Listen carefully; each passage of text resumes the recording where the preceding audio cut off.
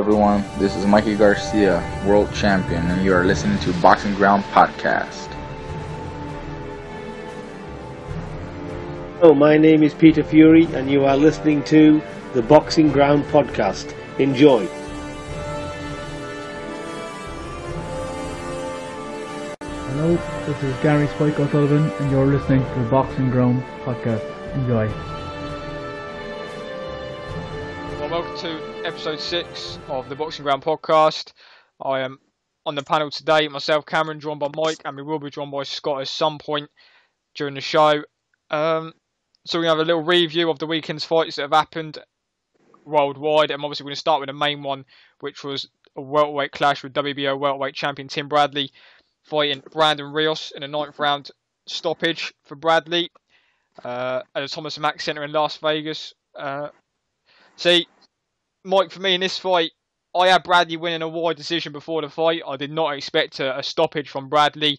I thought Rios did look really bad on the scales. Obviously, he didn't weigh him. He weighed at 147.2. He didn't make weight the first time. He made it in the second weigh-in. Obviously, Rios is retired after the fight as well. Quite an interesting weekend. Quite an interesting fight. What were your thoughts on the fight? I thought it was a good fight. I thought Bradley looked amazing. I thought Brandon was the perfect opponent for him at that moment. First fight with Teddy Atlas made it look like it was a match made in heaven for him. For Brandon Rios, it was a shame. As soon as you seen him at 170, it was like, oh, this guy's not in shape at all. So, but it was a really good win for Tim Bradley. So, because Bradley was, he was definitely working the body in the fight. I know Rios coming at 170, which is ridiculous because Brandon's not a natural welterweight. He's a light welterweight, and the fact is he was a badly out of shape welterweight. He was struggling to make the welterweight limit. He obviously had the 10-month layoff. He last fought Alvarado in January. He's had the layoff, and he's obviously not kept himself in shape. I've seen all the videos from Fight Hype leading up to the fight with all the interviews, and Rios saying that when he first got into training, he was amazingly overweight. He didn't want to train. He couldn't get the weight down. But he said over time, they managed to get the weight down. They were, training well and everything. But obviously on the scales, he didn't make the weight. And then obviously coming at 170. So obviously he's gained 23 pounds overnight, which is a lot. Tim Bradley's gone in there and worked the body and got him out of there. But it's funny is because the last time Bradley worked the body was against the Cuban, Joel Casamayor. And Bradley worked to the body and he stopped Casamayor, which was his last stoppage. So it's, maybe Bradley should go to the body a bit more. But, Bradley looked good. But like you said, was it really the fact that Bradley looked that good under Atlas, or was it the fact that Rios was just done? It's hard to say, but Bradley did look good, so you kind of got to go with that.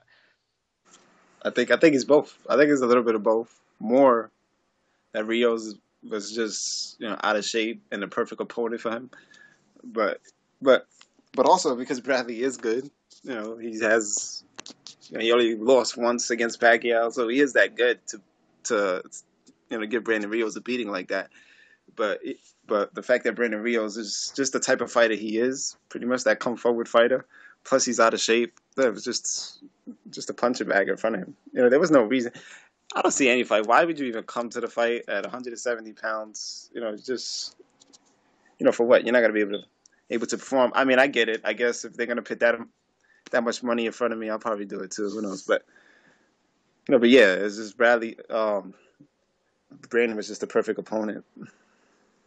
Well, after the fight, Rios said, quoting, he said, "I'm done, that's it. I had a good run. Fuck it. I think it's time to hang up my gloves." Brandon always uses explicit words. So he's retired. He's only 29 years old, but the fact is, I said this on social media the other day on a post. Obviously, Brandon's got a sort of style where if he goes on for a while, his style is going to kind of shorten his career. Because he doesn't, he takes a lot of headshots. He's been in a lot of wars. Alvarado fights were unreal. Pacquiao pretty much had him as a punching bag for 12 rounds. So, he was taking a lot of shots. He's obviously financially set. He's made a lot of money. So, apparently he's made quite a bit of money. And obviously he's fine to kind of retire financially. But he's only young, 29. And obviously it's hard to walk away from the sport. So a lot of people are doubting whether he truly is going to retire. So do you think he'll come back, or do you think he definitely is retiring? I don't think he should come back. I think I think he had a good career. He's fought in the biggest stages there is to fight in, and he's done really well in boxing. Not everybody's going to be as successful as Mayweather, have a legacy as Pacquiao's and all these other guys. Some guys are going to come in there, have a decent career, respectable career, and if you're healthy enough to leave with that, then you're lucky.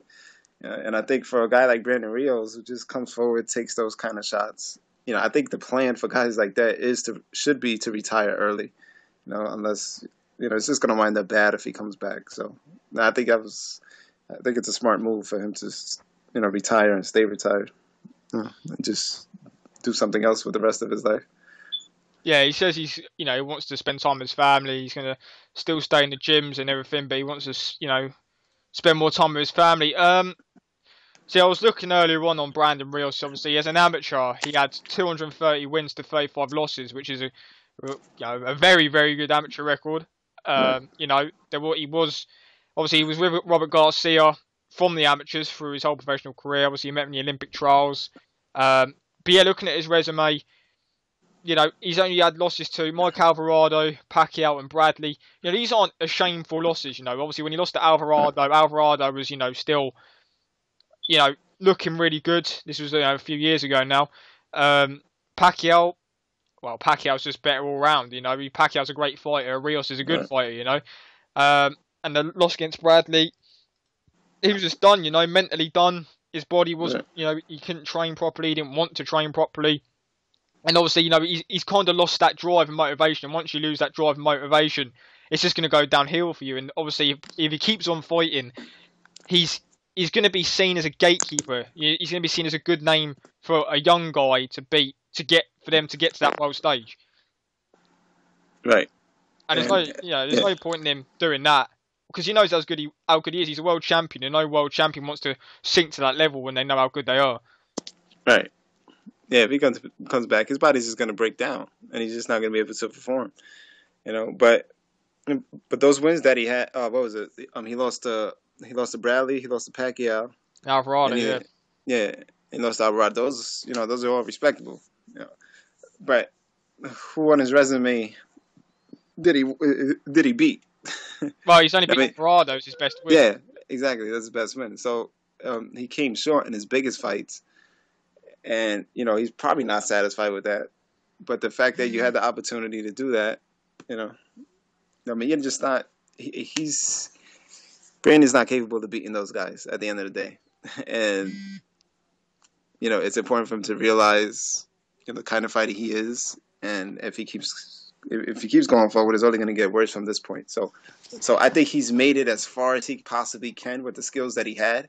He's fought in the biggest stage against Pacquiao and all these guys, and he should be proud of that. Well, be ashamed. You got you look at the current welterweight division. Obviously, he's not a natural welterweight. There's a few names in the welterweight division where majority you would pick to beat Rios. Obviously you got names such as Bradley's just beating. You got Furman, Brook, Khan, Madonna, Porter, these sort of names. Right. These guys beat Brandon Rios, and obviously in the light welterweight division you've got Batiste, Crawford, Vonnikov. These guys beat Rios, so yeah, it is the right time for him to get out because you can't really see. He's only going to be on the slide. You can't see any more or any sort of improvements coming from Rios. He's reached the pinnacle of his sort of career, so that's the kind of problem he's in. So probably is a sensible decision for him to retire. Scott, obviously we're just kind of discussing Rios Bradley. Have you seen the fight? No, still haven't been able to see it. Been trying to get it, but been unsuccessful up to now. Like I've seen the stoppage in that. Yeah.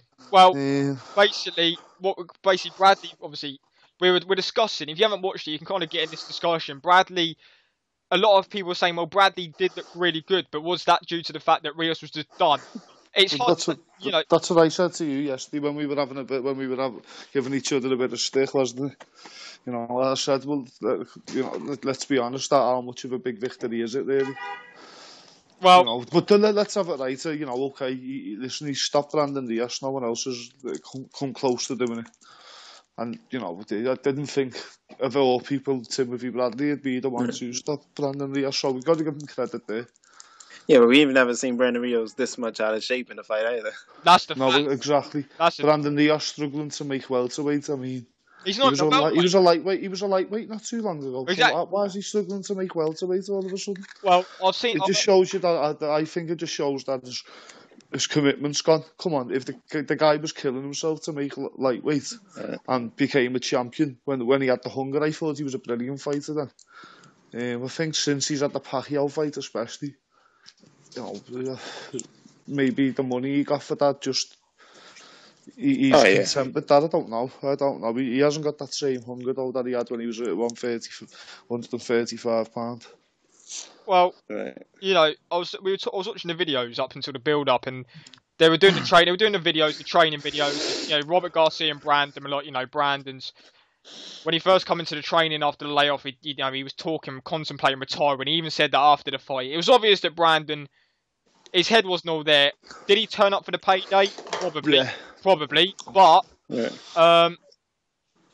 problem with that. You know, if he knew he was done and he got offered the payday, he's got 800k for that fight. He's financially set, so you know, no problem if he's there. No, but if you want to get back to about what does Bradley get out of it? You know, everyone was given. You know, I'm not jumping on his nuts again. So don't worry, Cameron. But come on, you'll probably agree with me. You know what I mean? Brook was getting quite a bit of stick for picking Rios as an opponent. Oh, I like that fight. I was one of the. No, but did myself. I liked it myself. I agree. I thought that'd have been a nice fight.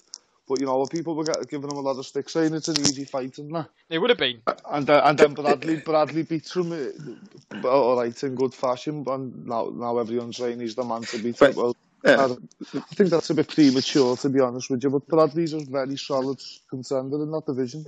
Right. No doubt about it. But here's the thing. One thing. Bradley stopped Brandon Rios, which never happened, right? Which I've never seen before. And his first fight, Teddy Atlas, made it look like, it's a match made in heaven for those guys. He made it look beautiful. But the one thing about Bradley, yeah. Might have been cut off there.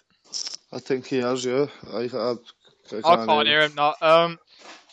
Mike, if you can hear us, we can't hear you right now, so I'm not sure what's going on there. If you want to try and leave the call, then we'll get you back in it straight away. Yeah, but I was discussing this with Mike before. We don't know whether it was the fact that you really got to say, Bradley looked. You just got to go to the fact that Bradley looked really good. We can't be making excuses because the fact is, if that was Brook, people would not be making excuses saying, "Oh, Bradley was shot." Yeah, Brandon Rios probably did turn up for the payday, but the fact is, Bradley looked great. All right, Mike. Hello. Yeah, we can hear you. Yeah, we can hear you. Sorry about that. Yeah, what were you saying before you got cut off? No, so everybody expected Bradley to win the fight, and so I don't think any of us are looking for Bradley to show anything or try to prove anything to us with that, because we know he's good and we know he was capable of beating Rios. Unlike Kell Brook, he still doesn't have that kind of a resume to tell me he can definitely beat Brandon Rios and knock him out, which I do think he can, but he doesn't have that kind of resume. That's fair enough, Mike. No, I'm not saying that. I'm saying the fans were having a go with him, for picking that fight. That's what I'm saying about that. People were having to saying about Kell Brook picking Rios, or he's picking an easy fight, and things like that. That's all I mean by that. So I don't think you can really say Bradley's now the main man at welterweight for beating Rios. He's not the main man at welterweight for that. He's the main man for what he's done for years. I don't know, mate. Like I say, I do like Bradley. I do think he's got the best resume, but at 147, I don't know. It's tough to say. It's a new breed of fight, All right, he's beat Marquez and he beat Pacquiao, but there's a new pool. There's a new pool of fighters now, and he hasn't faced none of them yet. I don't know how he'd fare against these guys, because let's have it right. Marquez come up from super featherweight. Pacquiao was down at bantamweight or something. These aren't natural welterweights. Don't get me wrong. I know stronger the weight now, and they are welterweights now. But what I mean is, the likes of Tim and Brook, even Porter, the big guys for the weight. They're guys that are probably going to move up weight soon. So I'd like to see how we fared against them. Because he isn't really a big hitter either. We're not going to find out because Bradley's not going to fight guys out of Aaron's stable. Right. You know, the fact is, we're going to see Bradley against maybe Pacquiao. Who else is there? Maybe Marquez if he returns again. Probably a rematch with Vargas. I can't see that happening. No one wants to see it. What the problem is? I don't want to see it, but they'll probably try and sell it on Vargas, or, nearly knocking him out at the end or so. I don't know. That's abysmal because Bradley dominated and Vargas lands one good punt, and all of a sudden there should be a rematch. Right. No, don't get me wrong. I don't think this should be sold. I agree with you, mate. I'm saying this is the type of thing that Bob Arum will try and sell to us. Because he can't get fighters out of Heyman's stable to fight this guy. So Scott, when you're not talking, you might want to mute your mic because there's a lot of background noise. Sorry, mate. We got the dogs from that with you. Yeah, Bradley's is one of those fighters like Khan, who's just nothing's never going to be enough. And if they have any little thing to say something about a fight, as if he got caught the last round, he almost got knocked out, as if Khan got dropped in a fight but dominated the rest of the fight.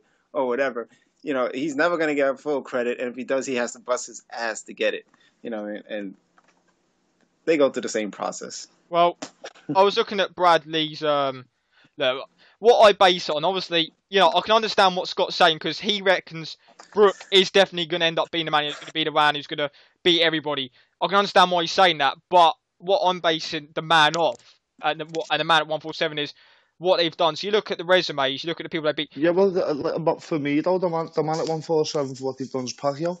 Yeah, it is. That's what I'm saying. It's Pacquiao, right. Bradley. It's Pacquiao then Bradley, and then whoever you want after that. You probably. That's fair. Yeah, that's fair. That's fair. I just feel like everyone's talking like just throwing Pacquiao out of the mix now for some reason. I think Pacquiao probably still beats most of them. I think they're kind of looking at into the future, and Pacquiao's not going to be around much longer. But if you mention Pacquiao, I hardly doubt people. Well, Rue's one of them because he just doesn't like Pacquiao. But the fact is, Pacquiao has to be seen as number one at welterweight still, because you can't just take him off for this because he lost to the best fighter of his last generation. Right. So that's it. But I can understand why you say Brook. Listen, if I said this yesterday, if Brook can beat anybody at the weight, but he has to prove he's the best still, Yeah, that's fair. That's completely fair. Beating Porter, brilliant win at welterweight. But Bradley's got Pacquiao, Marquez, Brivonnikov on his resume, and I know people say, Pacquiao did beat Bradley first of all. The fact is, Bradley has an official win over Pacquiao, and I thought that fight was quite close, and the viewers might not agree, but I had no problem with Bradley getting that decision. Yeah, it was a close fight. I thought it was closer than people thought it was, but I don't think Bradley deserved that fight. But the fight I want to see at welterweight now is Bradley Brook. I think that's the best fight out there now. Let's be fair. You'd rather see Brook Khan though over that. I suppose. Maybe, yeah, but I think Brook and Bradley are the two, the two champions, aren't they? They're probably the two. Yeah, but for this country, it's got to be Brook Khan, Yeah, for this country, yeah, that's very true. But I'd love to see Bradley first, mate. Mike, I would rather see Khan and Bradley, but that's that's just one. I'd like to see Brook. I'd like to see Khan Bradley as well, but I'd like to see Khan and Pacquiao. I'd like to see Khan and Garcia in a rematch first, mate. I'll tell you what we'll do, right? And you tell me this is a good idea. It won't happen, but we should get Bradley, Khan, Brook, Garcia, Furman, Porter in a Super Six. Yeah, but it's not going to happen. But that's what should happen. Well, they're talking about it. I'll tell you what, if they made that, it'd be a miracle. If they make it, mate, you never know. It'd be a miracle if they made that. With the politics. They done it in the super middleweight division. Different promoters though, wasn't it? They could work together. Sauer and all that. It would never happen. You're not going to get Aaron working with Heyman, I know. And I to get a big star like Pacquiao to be a part of that, as if no way. I couldn't see Pacquiao being part of it. He wouldn't. No. He'd have a few. He might even have a few losses. I think. I don't know, but Bradley. All right, we'll talk about what's next for Bradley because he's got the title. Unification against Brook is possible because Aaron will work with Hearn, but I think they'll might push for Bradley against. I want to see Bradley Provodnikov again because it'll be interesting for the story. The first fight was brilliant. Yeah, hear me out, right? The first fight was brilliant, and it'll be interesting because Bradley's trainer for that fight is now in Provodnikov's corner. It'll be interesting, you know. And I'm a Provodnikov fan. You know, I thought. Listen, I'm a massive Provodnikov fan. I'd prefer Provodnikov to stay down at 140 myself. But he fought a welterweight Saturday, and he looked really good. I know, but who did he fight though? I know the kid was undefeated and that, but you know he wasn't no threat. Well, no, he wasn't. But the fact, you know, Provodnikov against but no, he showed a lot of new defensive skills. Like his body movement, his footwork was much better. It was much cleaner. But I know he was fighting poor opposition, but you know, Provodnikov definitely looked like he's learnt new things under Diaz. So it'll be interesting to see what happens. But the fact is, Provodnikov's got a style. You don't mind doing fight. He'll always get big fights because he's exciting to watch. And yeah, that's true. Batiste's the only guy that's actually decisively beat him. So. You know, Batiste's the only guy where people won't say, because I've always heard people say, Provodnikov beat Herrera, Provodnikov beat Algieri, you know. No one else. Yeah, I've heard people say he beat Bradley, but I don't agree with that. I don't agree with that. I said that. I did the first, I think when I first seen it, I thought he did, and then I watched it back a couple of times, and no, I think Bradley was brilliant in that fight. Showed a lot. Well, I thought Provodnikov beat Herrera and Algieri anyway. Yeah, I agree with that. I think there's more bigger fights to be made, and I think Bradley's, you know, at this point, you know, he already took a down fight right now with Brandon Rios. I feel, you know, his next fight has to be, you know, something bigger and better, you know. So I felt even Vargas was a bit of a down fight. It was. Rios was it was a step up fight from Vargas, but Rios was just done. Yeah. So. Right. Financially, Rios was a step. You look at Bradley's resume, right? He's got wins over Pacquiao, Provodnikov, Marquez, Alexander, Peterson. These are off the top of my head. Who else has he beat? You put Rios up there. You know, these are good names. This is, for me, already a Hall of Fame resume, and Bradley's still got a lot of big fights to make. But he's already a Hall of Famer. I don't think anyone would argue with that. Yeah, I agree. Yeah. So, what is next for Bradley? If you'd have a prediction, there is talk of Bradley against Canelo, Cotto win at 154, which I don't want. Bradley. I think he's too small. He hasn't got the power. He hasn't got the power to carry up either. Bradley against. Why not Bradley Cotto? Why Canelo? Wait. Maybe Cotto, because Cotto's a smaller man, but I think Canelo would I don't know. I think Canelo would just obliterate him, to be honest with you. We will be talking about Cotto Canelo in a bit, but you know, and this will kind of carry on. So I'll ask you this, right? If Bradley fights Pacquiao for a third time, could I don't know how to word it. No, we can't. Do you think Bradley can beat Pacquiao in a third fight? I don't. I think he can. I thought he could have beat him in the second fight. He just, I thought his ego and pride got in the way, and he started going for a knockout. But I do think he can outbox Pacquiao, as he did, as a lot of people saw him do in the first fight. And Marquez. Yeah, Marquez. No, but Marquez, See, he did outbox Marquez is a counter puncher, so it was that win over Marquez was huge, considering Marquez was coming off absolutely smashing Pacquiao. He, spark out. That was a big win. So, Bradley. I like Bradley. He's a likable guy, and he's a guy that cares about what the fans think. He didn't have to get into a war with Provodnikov, and I've always thought, he lost a lot of respect from the fans in the boxing world after the Pacquiao decision, and he fought Provodnikov straight after, and I genuinely believe he fought like that because he wanted to gain that respect back. Yeah. And he put himself through hell to get it. That's what you want to see. You want to see a guy that lays on the line, and Bradley's defines that. Yeah, It's impossible to like him. I don't know if it's the smartest thing for him to do though, but No, it's not because No, it's not. Because he isn't a big puncher, but you know, he's a very skillful boxer, so we should stick to what he's good at. But we can say it entertains us, and he puts on a great fight or whatever. But I think it kind of diminishes his value in some way.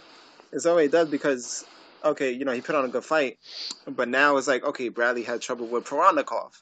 Which he probably shouldn't have never had trouble with Proranikov or got caught exchanging with Jesse Vargas or any other guy he decides to exchange with. He could probably beat these guys easy, and we would look at Bradley as if he's just dominating fighter. He doesn't have that dominating image because he tends to get in these close fights with the Poranikovs and Jesse Vargas or whatever you want to say, and he just seems to struggle with these guys a lot of times, and so he's not in the categories as the rest of the pound for pound guys like Andre Ward or Pacquiao or Triple G and stuff like that. He doesn't have that dominating image as if Bradley's going to go in there and he's going to beat this guy because Tim Bradley's that good. He doesn't have that. We just don't know because he decides to fight like that. Well, how long has Bradley got left for? He's 32 years old. He's taken a lot of shots. How long has he got left? He says he's got about 2-3 years. He still thinks he wants to do. There's still a lot of paydays for him to get. He's definitely got a lot of paydays to get. So whether he wins or not, it doesn't really matter because he's already solidified himself as a Hall of Famer for me. So whatever happens from here, it's not going to affect him. It's not like he's got anything to prove. Well, to me, he's got nothing to prove. Even if he went into his next fight and got sparked out in 1 round and retired, it wouldn't change my opinion on Bradley. So, what is it? What is it left for Bradley? There's a lot of names in the weight, but the fact he's with Arum kind of shortens that pond of fighters he can fight, which is a shame. Because, like the names such as Thurman, Paul, Garcia, he can't fight because they're with Heyman. So he's going to be stuck with, Vargas, Provodnikov, Algieri. No one wants to see these fights. So, Provodnikov definitely, but no one wants to see Algieri or Vargas again. So, but I guess Ali, Ali mandatory. That's not going to happen because I don't think that's the right time for the fight to happen. Yeah. Although I like Saddam Ali, I think it's a good fight. Yeah, I do, but I just think the fact is Bradley's going to be looking for the paydays now, and he said he'll vacate the belt if he doesn't need it. But the fact is, Bradley's already won 5 world titles, so he's I mean, if he's willing to go up to fight a Cotto, I think that's a big fight for him. All right. Well, on the undercards, we had Vasyl Lomachenko, WBO featherweight champion, stopped Romelo Koshika. I think that's how you pronounce it. No one seems to know how to pronounce it. Stopped him in the 10th round. Absolutely. Well, I don't know whether to say beautiful performance or not because the fact is it was a mismatch. And the fact is, since Lomachenko's won the title against Gary Russell Jr., he's kind of beat 3 guys that he should have fought before he actually won the title. So, the fact is, Lomachenko looked really good. His upper body movement was absolutely phenomenal. He got a knockout, but I don't think he's got prolific one-punch knockout power. I think it's just the fact that he's in a few mismatches and he's stopping them. But, I've seen the fight. I know you two haven't seen the fight, but Lomachenko pretty much just dominated the guy. Got him out of there. So we should only talk about what's next for Lomachenko because we all expected Lomachenko to win. He's now 5-1, WBO champion.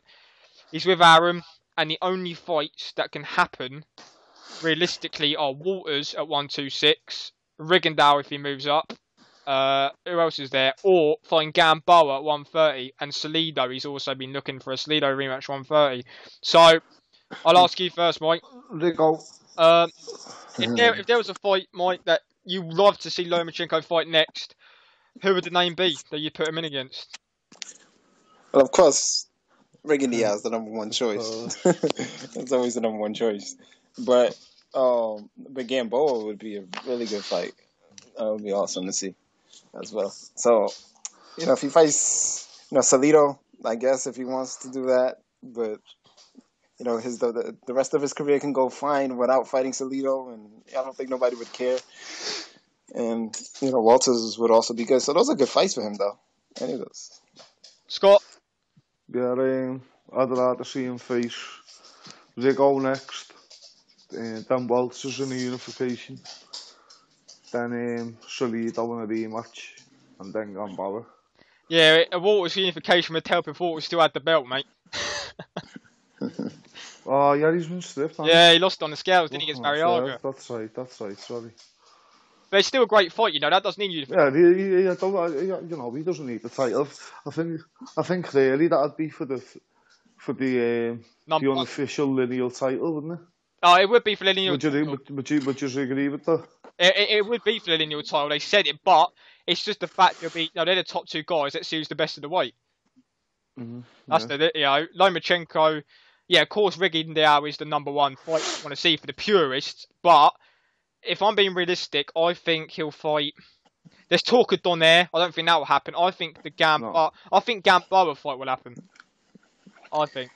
Lomachenko Donaire would be a lovely fight. Well, I don't. Yeah, I think that'd be a good fight too. I think that'd be a very nice fight to speed to them. Maybe not, but I think Donaire's competitive against anybody. He is. Especially someone like Lomachenko. I think styles make fights, and I think that matches up really nice. That one. I think Donaire. They're both lightning and fast. They both use angles. Great, you know that. If Donaire's going to fight, he needs to stick at 1-2-2 because he can clean up at that weight. I think he can beat Frampton quick. He won't beat Rigondeaux, but he can unify it at 1-2-2. I just think, okay, he was world champion 126. He gave Walters problems, but he's just not gonna. I just can't see him beating Lomachenko, and that's not disrespecting Donaire's ability because I've always been a fan of Donaire, but I just don't know. I just don't want to see that fight for some reason. I do. Why not? Listen, why not? Donaire's a credit to the sport, right? He does completely different drug tests than everyone else. He's constantly clean. He's looking to clean up the sport and all that. He's fought Rigondeaux. He's fought names that no one wants to fight. So he's fought Rigondeaux, who no one wanted to fight because it's a high risk, low reward. He still fought him, and now he wants to fight Lomachenko. He deserves a lot of credit for wanting these guys. But what is Donaire's purpose of fighting Lomachenko? Is it just the fact that he wants to fight the best because Lomachenko is seen as the best in that weight? I would. At this stage in his career, I would just want to fight the best. What else is there to really do? Are you going to go back down and dominate the division? For what are you going to gain out of that? There's nothing huge to gain out of that at this stage of your career. At this stage of your career, you should be, getting the biggest fights possible, and that's it. Would you say if Donaire fought Lomachenko and lost, he'd retire after that? Probably. See, I want to see the Donaire-Rigondeaux rematch. And I don't know why, because I think I'd actually give Donaire a chance of winning that if it was like, say, Rigondeaux's coming off a layoff. There's talks of it. He's in negotiations to fight Ray Vargas next for a WBC eliminator for a mandatory, I think. So Rigondeaux potentially could be going the WBC route, but I don't know.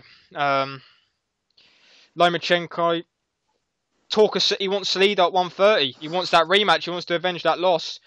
I'm not sure. I'm not surprised, but Salido's just a rough, dirty fucker, Yeah, he's horrible. I think Lomachenko would beat him now, though, pretty convincingly. It's hard to say. He'd be ready for it, wouldn't he? He knows what's to come for him. Let's have a right. He works Salido out after about 5 rounds and then pretty much beat him up a little bit, to be fair, after that. Yeah, I thought he was going to stop him in that. I think it was I did. I think, especially if you watch that fight from like round 5 onwards, I know that's not how it works, but I'm saying you never think anything else had happened except for Lomachenko who just dominated the whole fight. Yeah. Especially when I thought he looked brilliant in most of it. Okay, he had a shaky start, but let's have it right. There must have been some nerves on the kid's back. That was a massive occasion. We're going for the world title in the least amount of fights and all that. Second fight, yeah. Come on. There was a lot of pressure on him, and over there, he's got a small country behind him, and there's a lot of pressure on that kid. From home. So, for me, Salido fighting Salido would only be to avenge the loss. I mean, compared to those other guys, if he's gonna fight Walters, if he's gonna fight Rigo, if he's gonna fight Gamboa, I think Gamboa and him is a great fight. I think a lot of people want to see that. Yeah, For me, the least fight that I do want to see is Salido versus Lomachenko. For me, Lomachenko is clearly the better fighter. Salido, got the win, but that's true. But I think it'd be nice to see. Not the better fighter. It'd be nice to see if Lomachenko's improved, if he's improved and he's learned how to deal with that kind of fighter. Well, because you've got to react, you've got to adapt to any style. You look at Mayweather with Maidana. That's one rough and dirty fucker. You've got to learn to beat these styles. Well, I think the best guy to do it against is what Natsodi beat it against. Salido's, so let's be fair. This is how I see that fight. This is how I kind of put my perspective on that fight between Salido and Lomachenko. Right? Well, Lomachenko had one fight. Fair enough, he beat Jose Marirez, which is a good win for a first fight. He got a belt ranked. But he was going to the Salido match. Salido was a 50-fight something veteran who knew every score under the book. He came in overweight. He used every advantage, whether it was the right way to win or not. The fact is, he went to that fight. He knew what to do. It was like I kind of said it was like a junior school kid going into high school, and the bully in the high school was teaching the guy the ropes. It was something like that sort of situation, right? And Salido done that to Lomachenko. And yes, Lomachenko did dictate the pace eventually and kind of was winning rounds, and obviously that he was catching Salido, and he was, I thought he was going to stop him at one point. But the fact is, Salido won the fight. But would Lomachenko avenge the loss in the rematch? I think he would, quite convincingly. But Salido's got to get past Rocky Martinez first because he's fighting him again for the title. That was I don't know. Maybe they can still make Lomachenko Salido if Salido loses to Martinez just because they can sell it as the fact that Lomachenko wants to avenge the loss. But I think Lomachenko said that Salido has to win that title because he would want to move up and win that second weight world title. So, maybe it will happen, maybe it won't, but, you've got to see how it pans out. But plenty of options for Lomachenko in moving up in weight more than there is at featherweight. Is Lomachenko versus Gamboa intriguing to you guys? Yes, a lot. The 130 it is. At super featherweight it is, because that's Gamboa's natural weight. Right. Because I think Gamboa can outbox Lomachenko. I thought Gamboa was outboxing Terence Crawford before he got stopped. Yeah. So, that's a great fight. Yeah, Gamboa was a highly, highly skilled fighter. Probably, he's big as well for the weight. He's fought at lightweight and that now, so I really like that fight. I like it a lot, to be honest with you. Yeah, I think that would be a great fight. I would love to see that fight.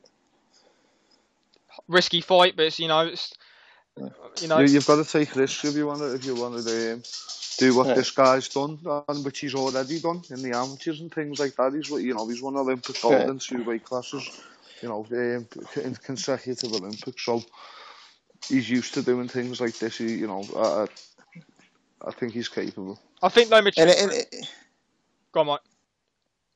No, and it sucks that his speed process, the fact that he started so fast, and with his third fight he fought Salino, and he has to he didn't get a chance to really build. Unlike Nonito Donaire's position right now, as if he already got his career set. It's kind of like when De La Hoya was just coming back, and he was fighting Pacquiao and he was fighting Bernard Hopkins. He was just testing what he can do or what he could achieve at this stage. Can he beat these great fighters? Whatever.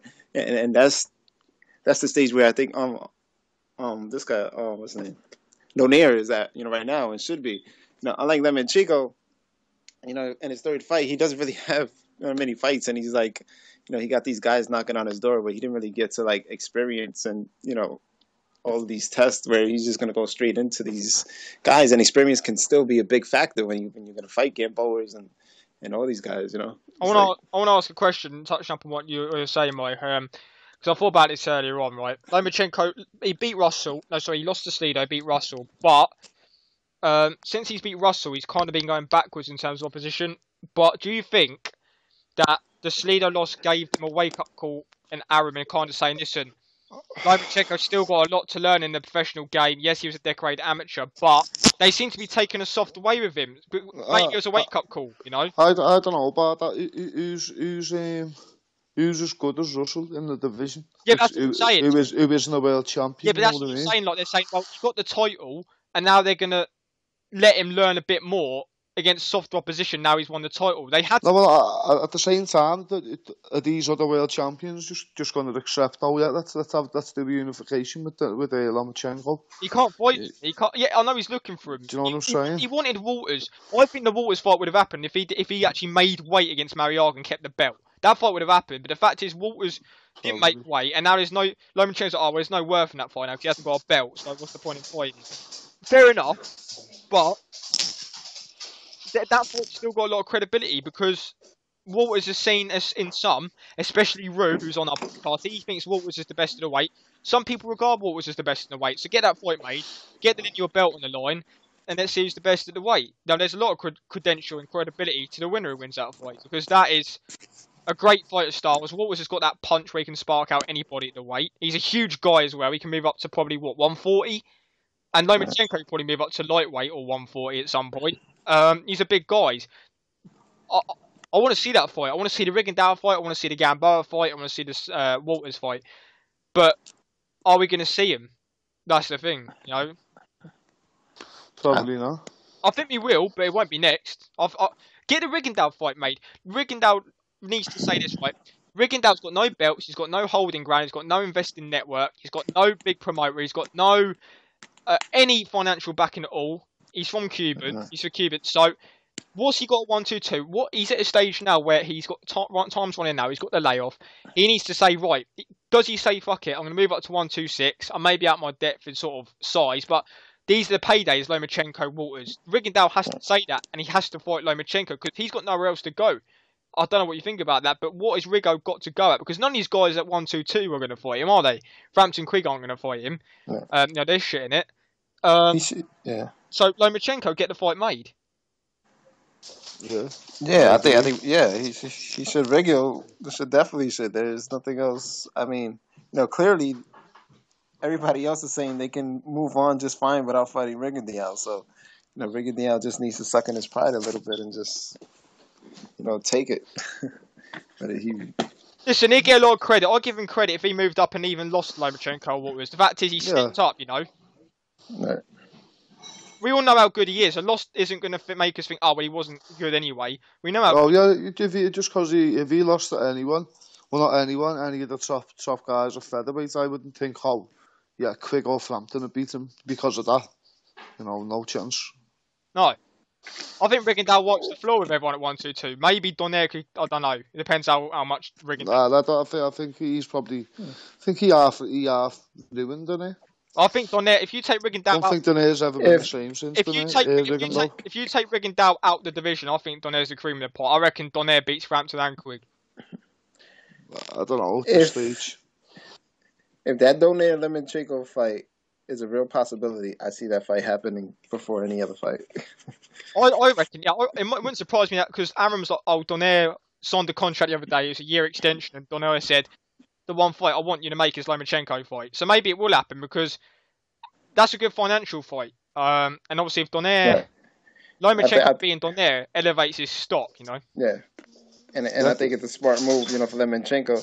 And they probably look at Donaire as if, he's not the same fighter. Yeah. But he's still a big name. Yeah, exactly. And he's still a big name. So financially he brings a lot to the table. So the thing is also, is it really that bad of a fight, even if he lost? Because a lot of people are saying Donaire is shot, but what are we basing that off the fact he lost to a superior boxer in Rigondeaux and got lost, and he was competitive in a competitive loss against the bigger man than Walters? How does that say he's shot? Yeah, I don't even think that he's shot. I think he's just age might be starting to catch up to Donaire a little bit. He's only 32, and he also that. Yeah, but he's been in the game quite a while, and he's been at the top level for a long time. It's hard to keep yourself motivated. I don't think he has. I think he's definitely on the slide. I think he's definitely reached his pinnacle. But I think the fact that's what I'm saying. Don't get me wrong. I don't think he's shot. I don't think he's shot to bits or not like that. I think he's still got a lot to offer. I think he's still, I think he's still a threat to most fighters, but I don't think he'll reach quite the peak that he has. I just don't think. I think at 1-2-2 he could definitely clean up, barring Rigondeaux. Because I don't see what Frampton Quigg have that Donaire. I know, but what's the point of doing that? at this stage of his career, what's the point of just cleaning up a division at When he's already 122? done it. But he's already done it. I mean, at this point, I suppose it's a completely new crop of fighters, isn't it? Yeah, but they're nothing. They're nothing compared to what he's fought, you know. I don't know about that. No, I don't mean ability. I'm just about financial. Yeah, that's true. You know, they know. Normally fighters at this stage of their career, like a Oscar did, the Oscar didn't just go back, say, I'm going to go back down to this division and just clean it or whatever. He went out and tried to fight another competition, and Hopkins and Pacquiao, he lost, but he tried to test himself and say, okay, what do I got left? I want to see if I can still beat these guys, these top guys. And, that's the stage Donaire should be in right now. He should just go and take the hardest fights possible to see if he's still there, if he's still that top guy. If not, then... To be fair with Donaire, I think he's kind of done that for the last 4 years of his career or something. I think he's... he's been there. Yeah. Don't get me wrong, Mike. I do he's been there, but he lost against Walters and he lost against Rigo. Yeah, so now, I'm sure there's doubt probably in his own mind now, and there's doubt in a lot of people's mind. That's it. I think you've put the nail on the head, Mike. Yeah. You pretty much just said it how it is, Mike. Because at the end of the day, a lot of people don't really give a shit about Donaire now, simply because of the fact he's lost. Like, he's shot. But the fact is, it's a question mark. We don't know how much he's got left because we haven't seen him in a big fight since losing to Walters. So if he goes in there and gets another big win, then that's going to restore some faith. But until he does that, it's just going to be seen as a guy that's not the fighter he was. I'm not even just basing it off the Walters fight, though. Even the second Archinian fight, a guy he dominated and knocked out brutally. He was losing that fight. He was quite a bit behind on the scorecard. He wasn't good. Okay, he got the stoppage in the end, but he wasn't good in that fight. No. I think that fight is due to Donaire just going on his knockout rampage and just thinking he can just go in there and knock out Victor Archinian, and I thought that was his only goal through every round was just looking for the knockout, looking for that one punch, Unlike the first fight, he was the underdog. He went in there boxing. He was cautious. I thought he should have learned from that. Of just losing to Rigon, though. You know what I mean? Yeah. Maybe he shouldn't have, because let's have it right. He was looking. He thought as soon as he lands on Rigo, he's going to put him away, and you could see he was trying to land the big shot all the way through. And you're not going to catch Rigo with shots like that without a very, very good setup. You know what I mean? He's too good. He's too smart. Unlike Rigo, Victor Archinian, he fought before and he knocked him out before. So he probably went into the fight thinking, okay, I knocked this guy out, but once again, and I'm going to try to do it again. I'm going to try to go in there and knock him out again. Hello everyone, this is Mikey Garcia, World Champion, and you are listening to Boxing Ground Podcast.